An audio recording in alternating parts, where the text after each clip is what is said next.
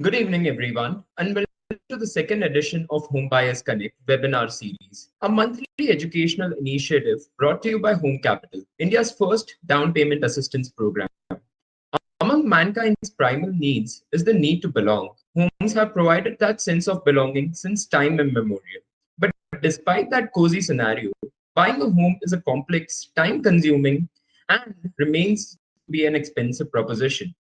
Homes are an asset for life and are usually funded through a home loan. Generally, it's the biggest purchase one makes in their lifetime.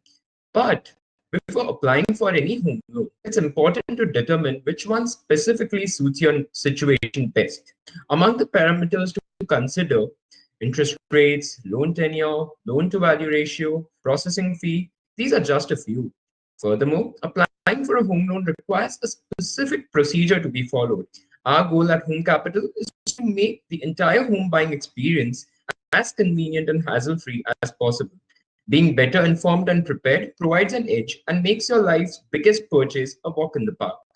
To help you navigate this Herculean world of home loans, we've got Mr. Srikant Rao, Head of Product Mortgages at Kotak Mahindra Bank, as a guest expert. He has more than a decade of experience in the home loan space and has previously worked at Tata Capital and Standard Chartered Bank. It's a privilege to have you with us, sir. Thank you for taking out your time. Thank you, Shivam. Thank you for introducing me as well. You made it sound like it is really something that is Herculean. And yes, if I empathize being a customer myself, yes, there are moments of anxiety. And specifically when people come without a background, the level of anxiety is even higher. So nice to be part of the journey and happy to contribute. I hope this session adds value. Super. So we'll start with the most basic question first, which is related to interest rates. Whenever a home buyer goes out for a home loan, there are two interest types of interest rates that are most heard about. One is a fixed interest rate, and the second one is a floating interest rate. So how are these two different, and how can a home buyer basically decide which one is best suited for them? Okay. So typically, if you call interest rates as a differential approach, you have one of fixed rate, the other is a floating rate. There was a time, maybe a decade back, where you used to get permanent fixed. So if you agree on a certain rate today, till the end of the loan, you would run the same rate. Thereby, you would remain insulated against any pricing fluctuations. So if you see in floating rates, you are susceptible to any rate increase, and you get the benefit of a rate reduction also. But that calls for a lot of financial planning, because specifically in the current scenario, when rates have gone up to 2.4 in the last 4-5 months, it becomes difficult for the end customer to balance the household expenses, other liabilities, and also honor the home loan EMI. So permanent fixed used to be a thing of the past. Now, since there is a lot of interest rate risk in the market today, nobody offers a permanent lifetime fixed. However, there are intermittently players who keep coming in with a 2-year, 3-year kind of a fixed program, where at least for 2 to 3 years, you remain insulated against any rate change that may happen.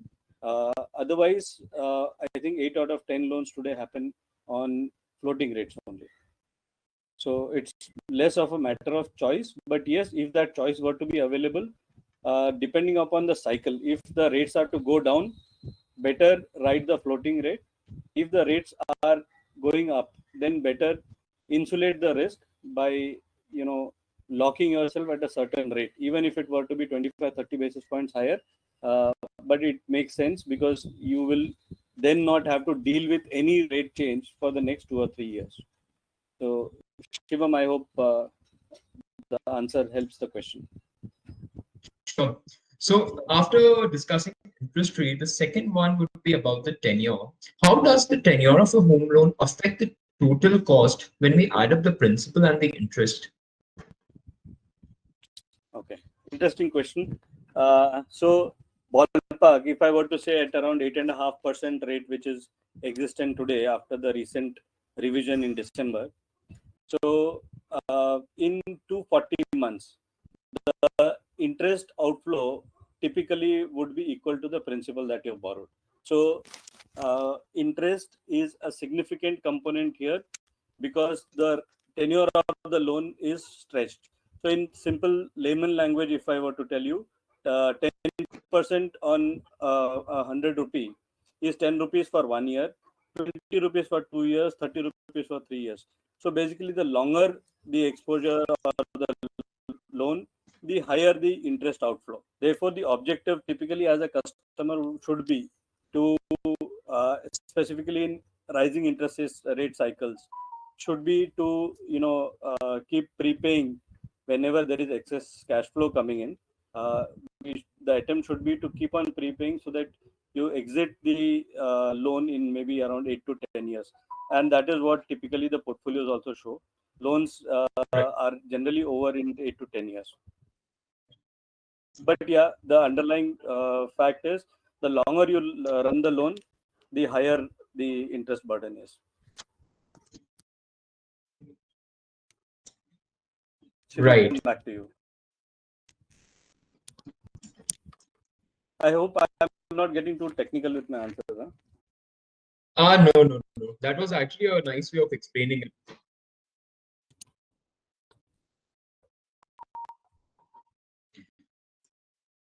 So my third question would be, what does LTV, which is called loan to value, mean, and why is the ratio so important? So loan to value is typically the ratio of how much loan you can get against the market value of the property, and that is governed by the regulator himself. Because the intent typically is, if somebody is buying a property, it shouldn't be a speculative decision. It should be a thought through decision, and therefore RBI prescribes at certain loan amount. So if it is loan amount less than 35 lakhs, you can go up to 90% of the market value of, or the value of the property. 35 to 75 you can go up to 80, and if the exposure were to be beyond 75 lakhs, it is restricted at 75% loan to value. Now, loan to value is if the value of the property is 100 rupees, you could at max get a loan of 75 rupees, implying that the differential 25 rupees should be paid by the customer himself. Right. So the next question I would have is, how does a larger down payment amount or share lead to more savings in the longer term? Since, it is quite commonly said that the bigger your down payment, the easier or cheaper it is to get your home loan.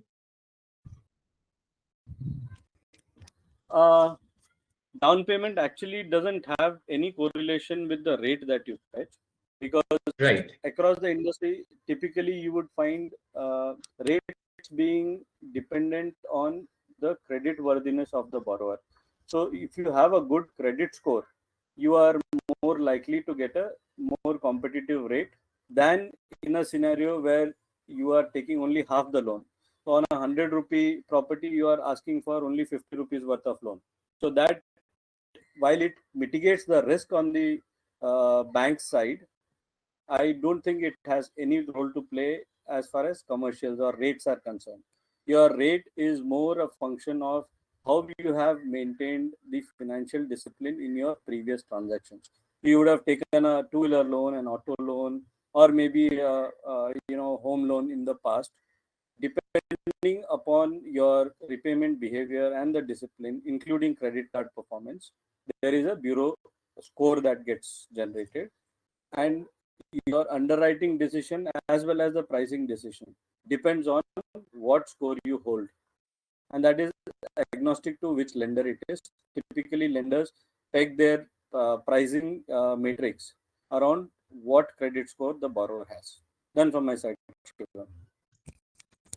Right. So next one would be, since we're talking about, eligibility and what kind of interest rate do you get, is it wise to stretch the entire eligibility for a home loan? I wouldn't recommend that. While typically we've observed that whoever takes a purchase decision generally ends up being leveraged, at least for the short term, because either you prefer going for a configuration which is better than what you higher than what you actually started off when you decided that you want to purchase a property, or maybe the prices have gone up, or maybe the developer project where you chose the unit could be priced higher than what you had initially budgeted for, right? So therefore, I would say that there is a definite linkage, uh, but it entirely depends on how much savings you have done. So when it comes to a newly employed resource, first time buyer, typically the dependency is higher on the LTV, and the loan is to the extent maximized. But I wouldn't recommend people go over leverage, because you should always have some coverage for an exigency, maybe medical exigency, or some situation which you couldn't foresee, a growing family maybe, and therefore you shouldn't end up consuming a larger share of your income into mortgage repayment alone. So a safer percentage of your income could be, say, 60%. If you are earning 100 rupees, try and avoid a scenario where you are repaying a home loan or a mortgage loan beyond 60 rupees, because 40 rupees you would still want to take care of your household expenses, your other liabilities, etc. Shivam. Right. Noted. Plus, it also matters whether in the future, if there is any sudden requirement for another personal loan or any other credit requirement, then it can come in handy even then. But that's basically your point, right? Sorry, can you repeat the point? I just your voice cracked in So between. let's assume someone has completely used up their eligibility with the home loan. So if there is in the future a emergency personal loan requirement or credit is needed, then that could be in a spot then. Yeah. So that is why I said we should maintain some room. 60 out of 100 still gives you some room. And the other presumption is income levels would increase year over year, right? Right. So it gives you a little more room. So the punt you are taking is for the immediate 1 or 2 years. Subsequently, Hmm. after that, you end up being better. Better in terms of serviceability. So your income grows, the liability more or less remains same, and you are now better equipped to take on any other household expense or a liability that comes your way. Understood. So, when it comes to applying a home loan, it's quite infamous that you have to carry a lot of documents. There are a lot of checks and procedures involved. So, apart from the ordinary KYC and property documents, what kind of other documentation should one keep handy? Okay. So um, when it comes to assessing an application, any lender would typically look at two things. One, whether the borrower or the applicant is credible or not. So they would look at the credit history, they would look at the intent part first, then they would look at the repayment capability second. So while the intent is established, whether an ex person could have an intent to repay, but he may not be in a position to service more than a liability of more than, say, 50 lakhs. And if he applies for 1 crore, his loan is definitely bound to get rejected. So apart from the KYC documents, for the profile based underwriting, to know whether the borrower or the applicant is worth giving that exposure, banks or any lending institution would ask for income documents. When I say income documents, if it's a salaried individual, they will ask for salary slips or Form 16, Form 26A, all those documents. If it is a self-employed individual, then they may ask for uh, financial statements.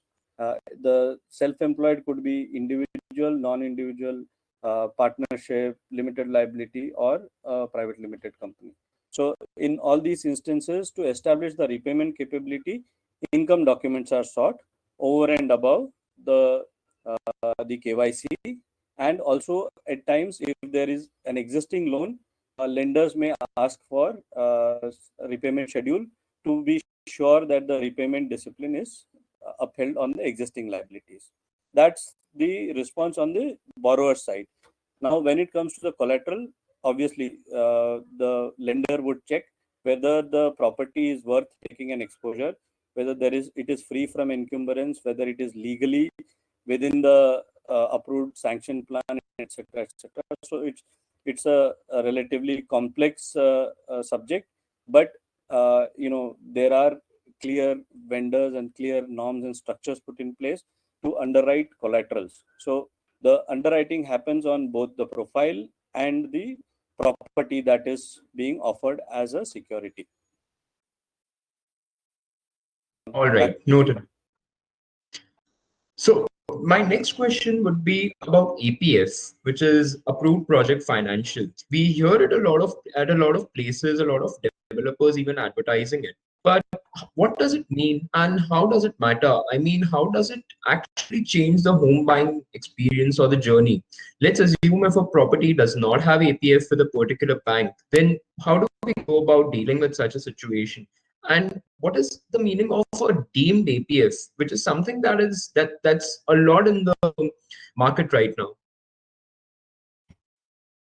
Yeah. So approved project financing, that is where the lenders evaluate projects, assess whether they are legally correct, whether there is any litigation, whether it is free of encumbrance, and then certify that this project is okay to lend against, right?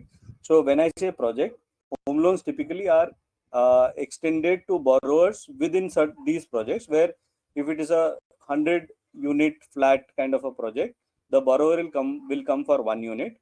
The benefit for the borrower here is that he doesn't have to go through the rigmarole of having to submit all the property papers. Otherwise, what happens, you have to submit all the property papers, legal, technical, everything. The due diligence happens. That takes a lot more time. So APF as a practice in the market exists to crunch the turnaround time. So if, say for instance, Shivam, you are applying for a loan in an APF which is approved with, say, Kotak, right? I will be able to turn around the case in 2 to 3 days time, because then I have to only underwrite whether Shivam as a borrower is worth taking that exposure or not. Because as far as the property is concerned, I already know and recognize the property, and I am saying that it is an approved property, and therefore we can take a call. Having said this, the lender will not take any risk on the legal angle. If there is any litigation tomorrow, the risk rests with the buyer and not the lending institution. The lending institution does all these due diligence checks to be sure at that juncture whether it is worth taking an exposure on or not. Shivam, back to you. Does that answer the point? Yep, that does. Coming to one of the most interesting bit, which is also quite difficult for many to, understand or decipher. What exactly is an amortization schedule? Okay. So I keep hearing a perception, which is actually a myth, that consumers or even my friends who've taken loans keep saying that, oh, I've paid a larger share of the interest already. Correct?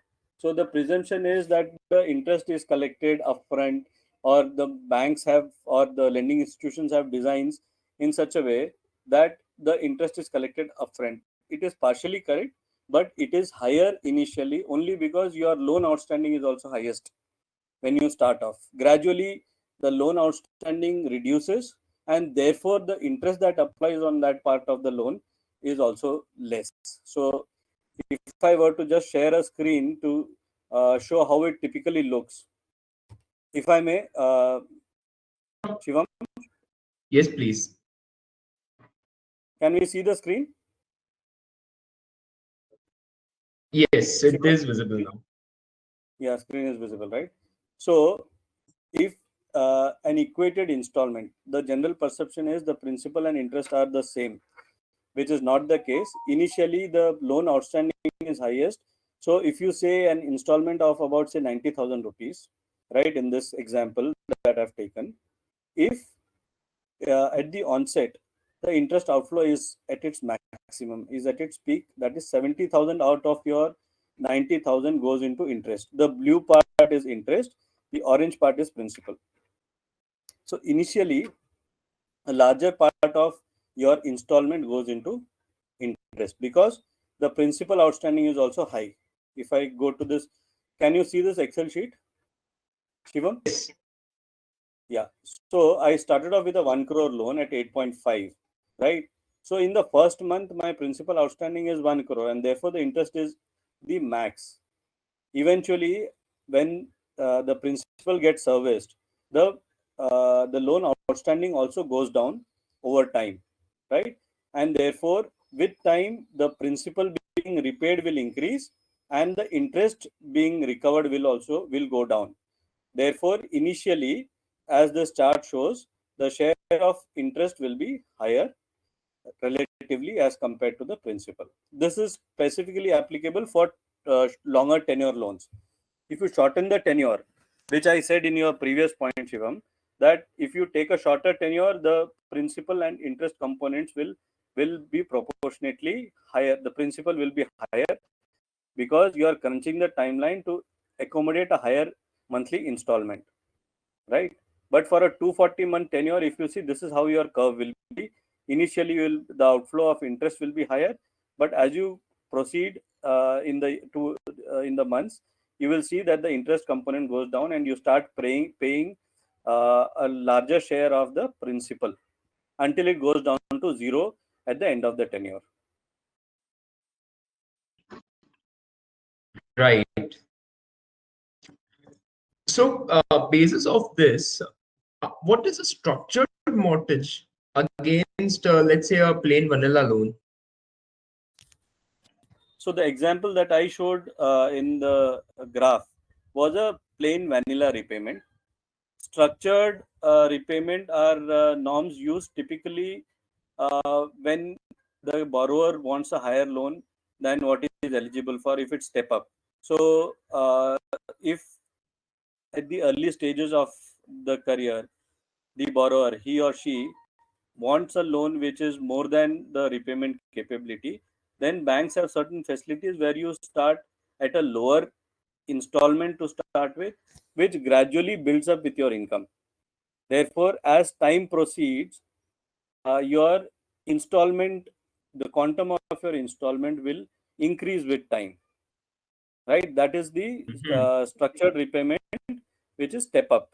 Similarly, if somebody is toward the fag end of their career, they can say somebody at 50 years, they can take a higher installment to start with, and if they are foreseeing a liability, or maybe their offspring or their son or daughter taking over the liability, then subsequent repayment goes down.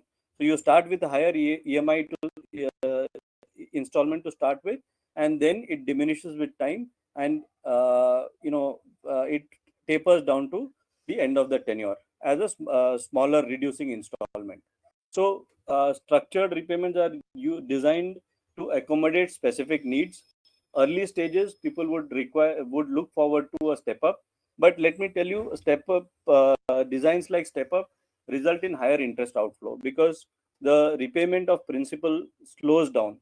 As you start with a smaller installment, the share of the installment which goes to principal payment uh, actually goes down, and therefore your loan outstanding will remain higher than in a vanilla scenario. So unless it is extremely necessary, you feel you hit the ceiling in terms of your ability to service the installment, you should go for vanilla repayment structures only. Shivam, I hope it addresses the point. That does address it. But I have another question. I keep hearing a lot about bullet payments. What are bullet payments? Bullet payments are not a standard norm in mortgage loans. Typically, they are used in products like auto loans, where where the entire computation is around the resale value, and around say the end of the tenure, you get to pay a quantum in bulk. So that's typically the practice, but mortgages is not a very regular phenomenon. But conceptually, if I were to explain, you start off with a certain loan amount, and you agree that towards the end of a certain term, I will pay a lump sum amount. So, who could be a probable end user? It could be somebody who is attaining superannuation, approaching retirement. In that case, he will have a bulk while he retires. He'll get PF and gratuity, etc., etc. So those cash flows can be redirected, and the design can be made in such a way, but not a common offering in the market, Shivam. Right, right. So now that we're talking about lump sum payments or bigger payment amounts in one go, when is the right time for a foreclosure, and what are the things that should be kept in mind before considering one?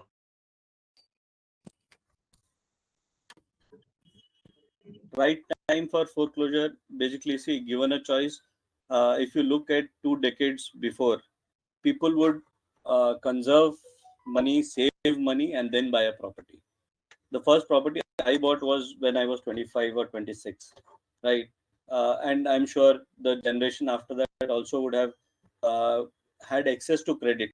So credit has Hmm. enabled, these bank facilities and loans, etc., has enabled people to actually expedite that event in their life than our previous generation, because they would save and then be ready with a down payment and then purchase a property.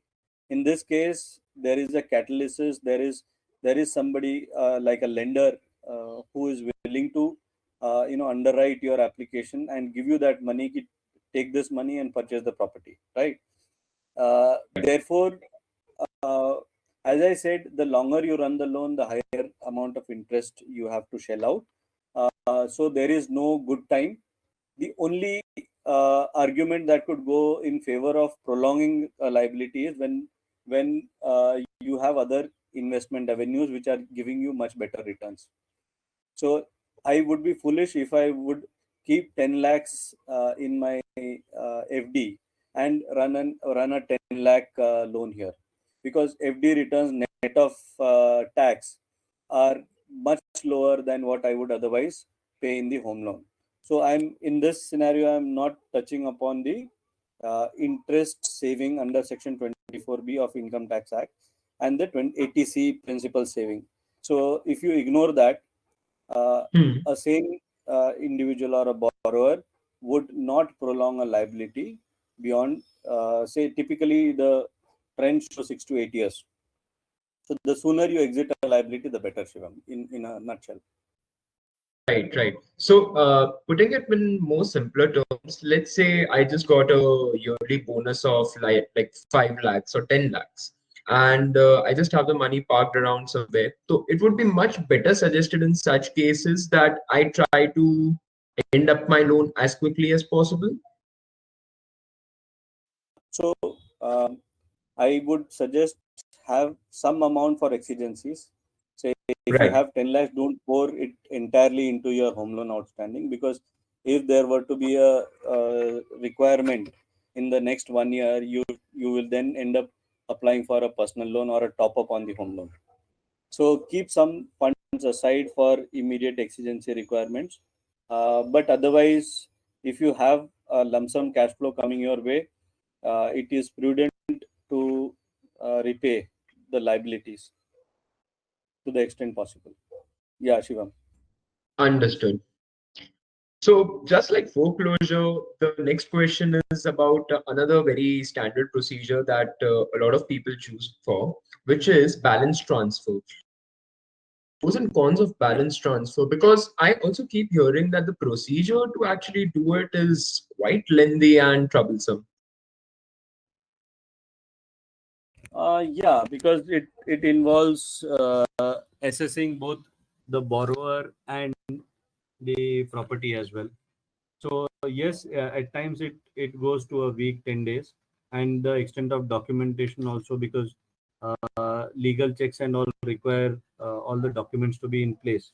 So it could be a little difficult, but people today are open to that, provided there is a commercial reason to do that. So if you get a 10-15 basis points or 0.15 percentage, so to say, uh, rate break, people are open to take a transfer call. So they will go to a different lender and say, this is my loan. What is the best rate that you can offer? And that's been a trend lately, because noticeable is for individual rate term loans for non-business end use at variable rates cannot be charged foreclosure charges. So therefore, people even for 10 basis points tend to explore competition and move on their liability to somebody else's books. So that's the standard trend, but that also comes with certain incidental costs. So there is a stamp duty, there is an MOE that needs to be paid, not the stamp duty, but there is a MOE charge in certain states which needs to be paid. There are processing charges which need to be borne. So there is a charge or a cost that the borrower incurs in this transition, but then it is eventually a decision whether you recover that cost through the interest that you save by transferring the loan. So Right, right. transfers also happen at times for top-ups. So for instance, somebody wants to renovate the house or wants to take up interior decoration after say 5 years. They say, I need some cash flow. So those top-up facilities are also available with lenders.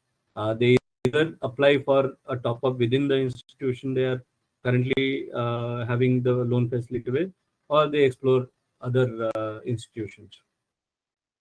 So Shivam, yeah, that's how it is.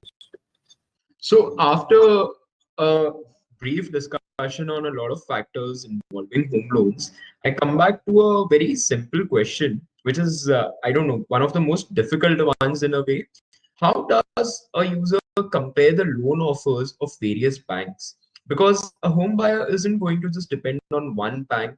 People usually apply at least two or three. And obviously, at face value, the interest rate is the only thing that matters, right? Because at the end of the day, that is what will decide your tenure, your interest payments, how much did the loan ultimately end up costing you. But what are the other factors that one should keep in mind before choosing a bank?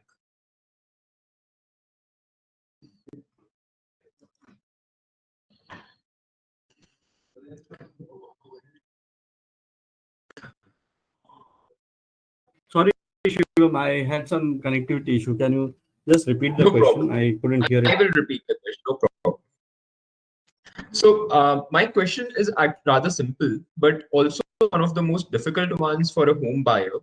And that is, how do you compare loan offers from various banks? Because whenever someone applies for a loan, they do it at least two to three banks. And while at face value, the interest rate matters the most, there are a lot of other micro components that help us influence the decision and the choice of bank to proceed with. Okay. So I would rather say that life is a lot simpler after October 2019. So RBI came up with a mandate that all banks need to benchmark their loan offerings onto a benchmark which is beyond their control. So otherwise, earlier everybody had their own benchmark rate, and if I were to onboard two customers in two different institutions, the trajectory that their rates would follow would be different and would be dependent on how the bank raises funds. So therefore, there was that level of ambiguity.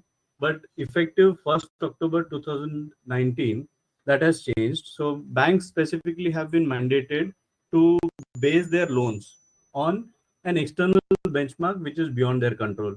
So if you take a repo-based repo rate is what RBI governs to manage liquidity in the market.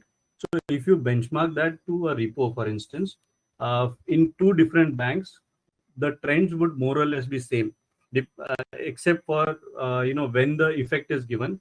The effect necessarily has to be given in 3 months' time, every 3 months the prevalent repo will get impacted on your loan. So if it was 5.9 until December, now it is 6.35, sorry, 6.25 is the current repo. So your rate every 3 months will be reset based on the prevalent repo of that point in time. That is the bank side. Non-banks still have the liberty of charging the customer based on their cost of borrowing. So how at what cost they raise funds, the rates are governed. So to that extent, there is ambiguity. So however, repo is consistent and therefore a more dependable loan benchmark. So typically, customers have exhibited confidence in availing of loans which are based on an external benchmark. Shivam. Noted. Now, one of the final question is, what are the tax benefits that a home buyer should look out for when availing a loan? So the IT provides for benefits on the principal repaid and the interest cost that has been serviced by the borrower for the purpose of purchase of residential property. So for home buyers, there is a provision under Section 80C, which includes that provision includes your PF and your ULIP and insurance related rebates. It also gives you a principal rebate on the home loan that has been prepaid in that financial year. Likewise, Section 24B allows you an interest rebate on the up to 2 lakhs on the interest cost that has been incurred on the home loan. So 2 lakhs would translate to say 20-25 lakhs or rather 18 to 20 lakhs of loan borrowing, which typically you can say that that's my cost for purchasing the property, and you can claim that as an income tax rebate. So those are the two low-lying ones. Then if the property is purchased during in the under construction phase, there is provision after the property is delivered that you can claim it in 5 years. Okay. Needless to say, the capital gains, which I mean, in the event of somebody selling off the property and the delta on the revenue rates or circle rates and the actual selling cost is deemed as an income and therefore chargeable, provided that money is reinvested into a residential purchase. Or then the other option is the bonds, which are long-term bonds. Typically, I mean, there is a third option also. Some banks have capital gains account where you can park the funds, and when you buy the property, you can withdraw from there, and the end use necessarily has to be purchase of property, residential property, that to avail of this benefit. Shivam. Understood.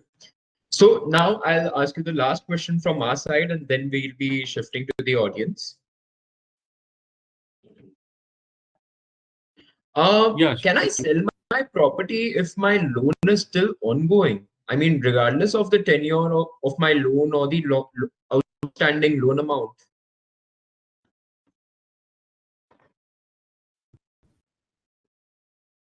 Sorry, please kindly repeat, Shivam.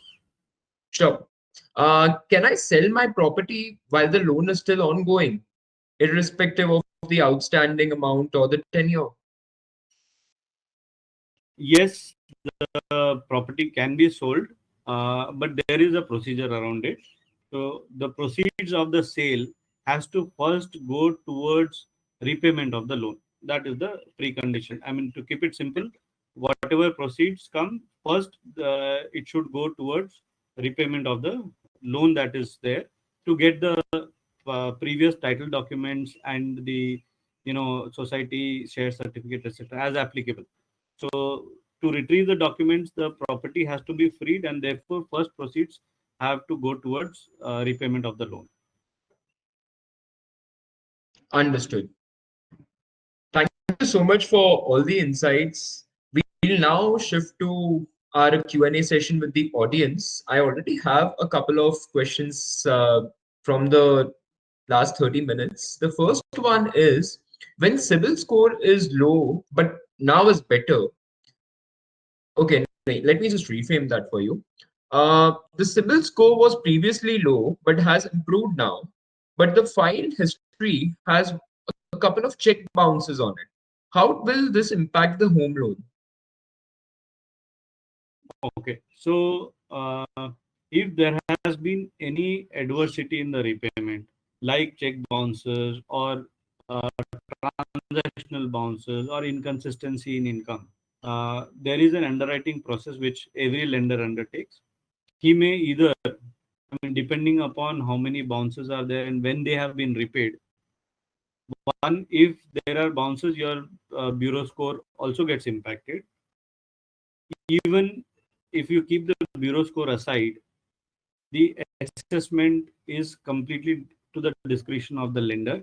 He may say that there are bounces and therefore I may not be able to give you a loan, or they will ask you for higher down payment, saying that you will have to make a higher down payment, or he may charge you higher because the the risk on giving you the loan is higher than in the case of somebody who has exhibited good repayment behavior. So there could be Understood. multiple scenarios extremely to the discretion of the lending institution. Hmm. I hope that answers the question.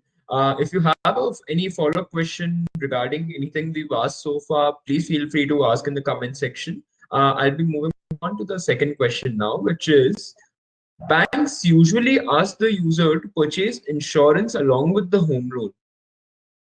Is it mandatory to purchase insurance? And as a consumer, is it really beneficial to buy this product together?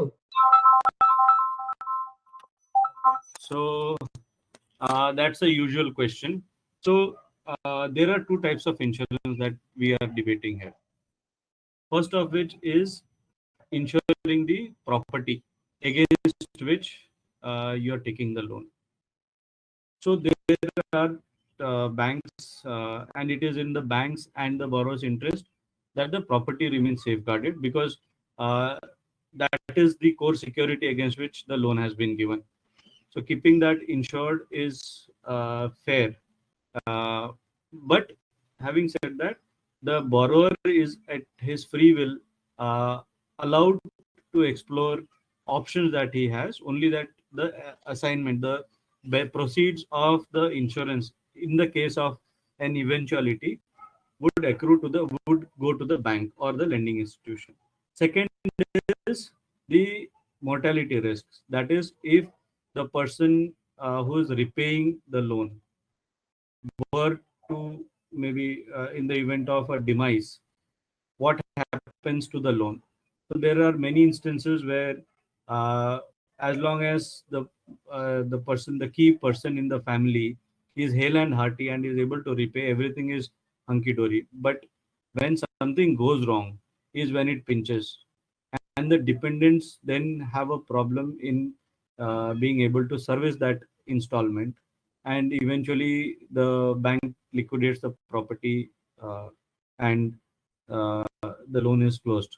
But the end result is uh, that the dependents now have to stay out of a rented premises if it is the only owned property that they have.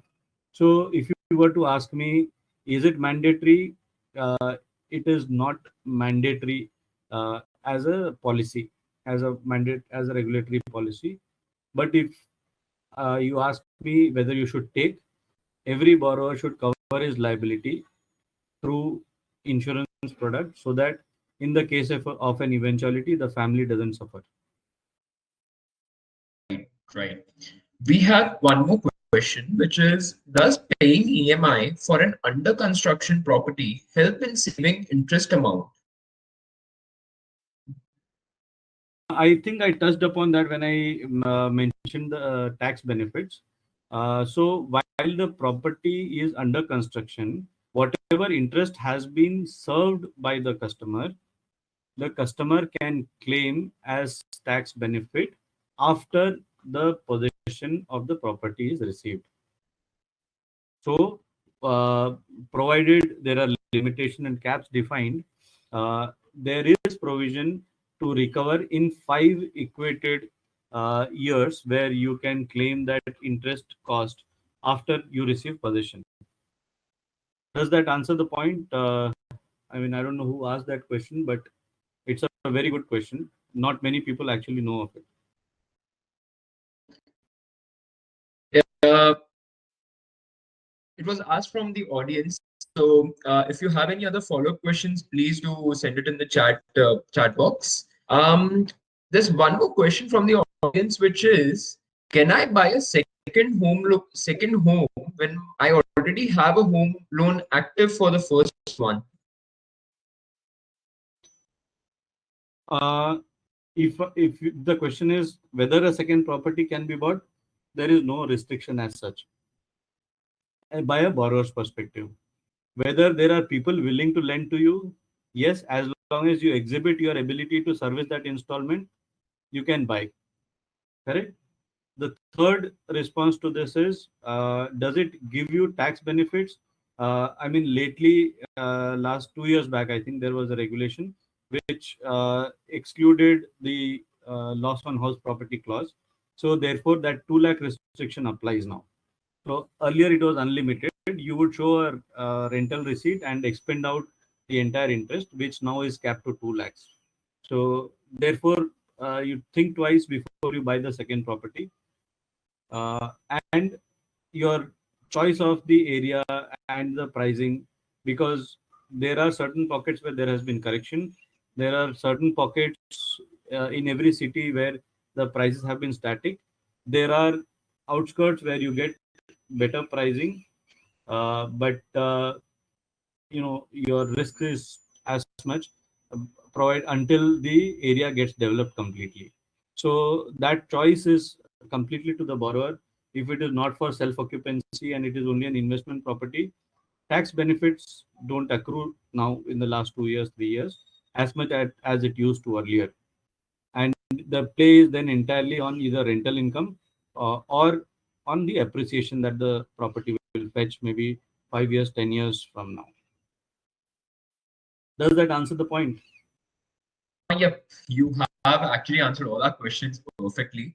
I think that's it from the audience's side right now. Okay, we do have a follow-up question on the construction property. I mean, from the audience, he's asking, I mean, does that help in paying major portion of the principal amount? The question might need to be a little more specific. I mean, So if you the were to initial ask me whether question, to take a loan or not, as long as you have the provision, you have enough cash flow, why would you incur interest cost? Correct. But yeah, as a smart borrower, to benefit out of the tax benefits that you have, you could explore retaining to the extent that you get 2 lakhs worth of interest cost, which can then be offset from your income. So does that answer the question? I think Apurva, your question was aimed at that aspect only.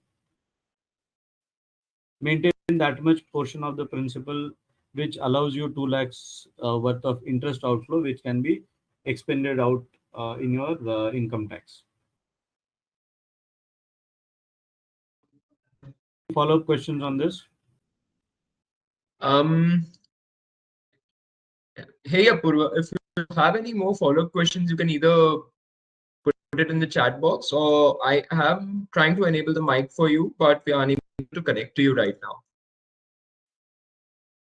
I think there is one question which probably you missed. How long does it take for the loan to be disbursed? Right. So, yeah, that's a good question, but a little subjective because it depends on the profile and how soon you are able to give away your documents. So, if the documents are available in one go, there are institutions for salaried.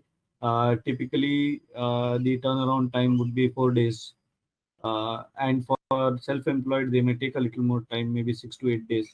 So, provided the documents are given in totem without any pendency, the turnaround should ideally not take more than 5 days for salaried and 8 to 10 days for self-employed. Super. I think, yep, all the questions stand answered. Is there Perfect. any more doubts or any other questions, or else we can wrap it up in 2 minutes?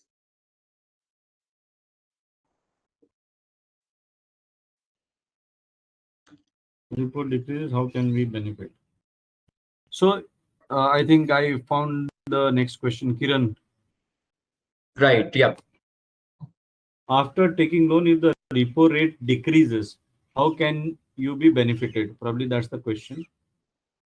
Right. So as I said, the if you have borrowed, first of all, check if the borrowing has been done on repo rate. If the borrowing has been done on repo rate, then depending upon which cycle you are on, every 3 months your loan will get reset to the new repo. So if the new repo is less than the existing repo, you to that extent you will be benefited on your interest rate. So for example, let me take a simple example.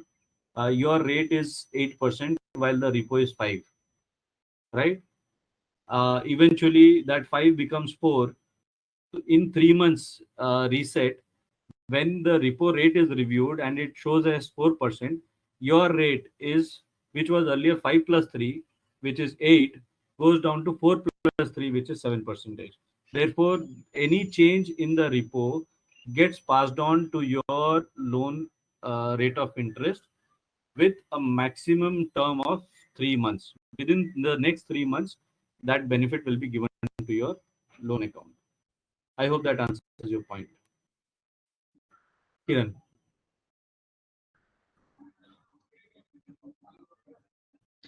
Okay, we've got an acknowledgement. Yes. Any other questions? Otherwise, we can start wrapping it up.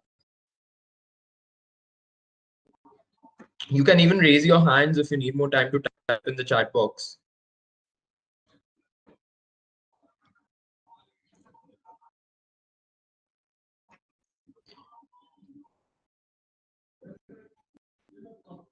Yep, I think that should be it. You. Thank you so much for joining us today. My pleasure, Shivam. And It the was a whole. really good session, and I'm pretty sure a lot of people benefited from it, from the insights that you provided. I hope so. Thank you. Thank you so much. God bless. Thank you for Yes. joining us for the second edition of Home Buyers Connect, an initiative by HomeCapital, India's first down payment program. We keep doing these informative sessions on a monthly basis. The first one, which happened in November, was focused on credit score. This session is about home loans. And the next one, we have a very, very special guest coming in who is considered to be one of the best analysts of real estate in Mumbai. You might have seen him writing a lot of articles online. I'm not going to be taking his name, but he will be joining us for the next session, which will be on 13th of January 2023, next year. Thank you so much again, Mr. Srikant. And we hope that your home buying journey is as smooth and as quick as possible. Thank you. Good luck, all of you. Thanks.